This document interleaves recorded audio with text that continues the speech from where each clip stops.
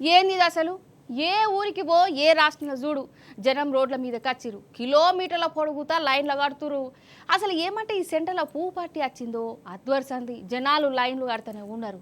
ఇగో ఇప్పుడు చూడవు, గ్యాస్ కోసం పెట్రోల్ కోసం ఎర్రటెండల కిలోమీటర్ల పొడుగుతా లైన్లలో నుంచుంటురు. ఈ కష్టాలు ఎన్నడు తీరుతాయో ఏమో పో. అగో అబ్బర పులి అంటే తోక బారెడున్నది అన్నట్టున్నది కథ. ఇక దేశంలో పెట్రోల్ కరవత్తాందని పుకారు లేచుడుతూనే అగ చూడిగా మూడొద్దుల సంధి బంకులన్నీ గిట్లా కిట కిట కిటలాడతానాయి. లొల్లులు, జవడాలు, ట్రాఫిక్ జాములు, వామ్ము.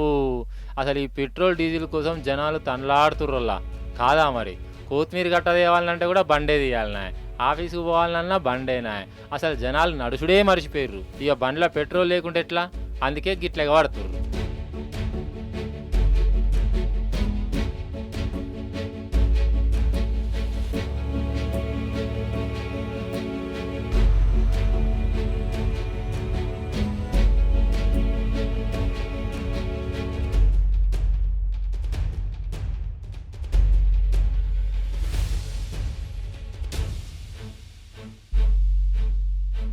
పాపం ఆటో డ్రైవర్లు అయితే ఓగావస్థ నానోళ్ళ.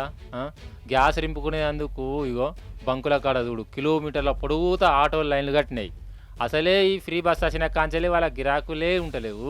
ఇక ఇజ్జాలదని ఇప్పుడు ఈ సౌరు కరువు ఒకటి. మరి ఆటో నడపకుంటే వాళ్ళకి వెళ్తుందా, సంసారం నడుతుందా? అందుకే ఎర్రటెండల ఆటోలను బంకుల ముంగడ పెట్టి గ్యాస్ కోసం పెట్రోల్ కోసం ఎదురు చూస్తాన్లు. ఇక బంకుల కాడ ధర్నాలు కూడా చేసిర్రు.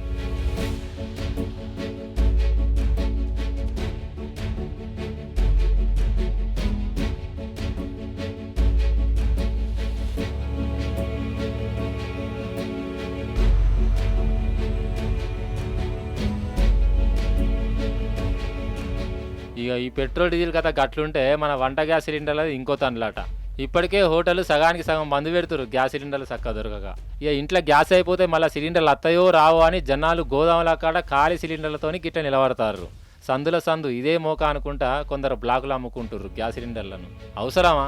ఇక ఇజ్జాలదని సిలిండర్ల లోడ్ ఉన్న ట్రాలీలు కానొస్తే చాలు వాటి మీద ఎగబడుతుర్రు. ఇక గిట్లున్నాయి పెట్రోల్ గ్యాస్ కష్టాలు. ఓ దిక్కేమో సెంట్రల్ సర్కారు వాళ్ళు పెట్రోల్కు తిప్పలే లేదు, గ్యాస్ కరువు లేదు అంటారు. ఇంకో దిక్కు గిట్ల బంకుల ముంగడ నో స్టాక్ బోర్డులు, గ్యాస్ గోదాముల ముంగడ జనాల ధర్నాలు.